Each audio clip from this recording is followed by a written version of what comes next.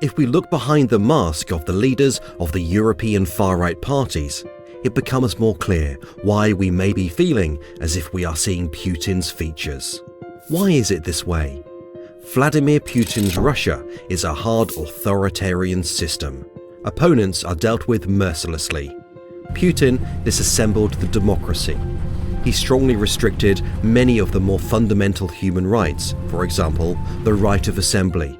While Putin calls opponents fascists, he treats the Russian far-right leaders as allies. The system's openly critical journalists are also at risk. One thing is certain, anyone that thinks differently from Putin's system or behaves differently cannot feel safe.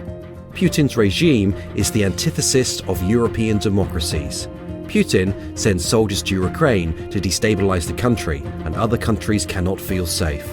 The European far-right parties, however, can. These parties are the Putin system's useful puppets.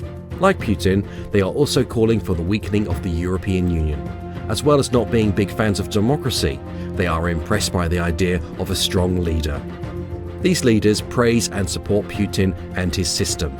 Other leaders make similar statements from time to time, and that provides a good reason to think they are all Putin's mouthpiece. We were able to see the same faces at the Crimean referendum as supposedly independent observers. The sympathy is two-sided.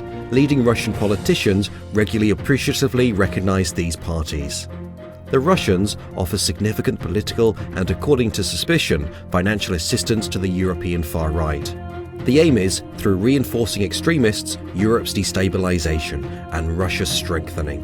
While these political parties say they are national, it seems they guard the Kremlin's interests instead of national interests. The EP elections of May are also about how much Russia can occupy Europe through the extreme parties.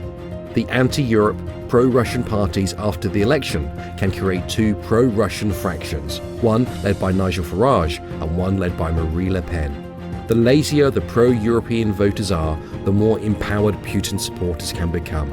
The more people that go vote for democratic, pro-European parties, the weaker they will be. The European Parliament election choice will be between Europe and Putin's Russia. The stakes are too high for you to stay at home.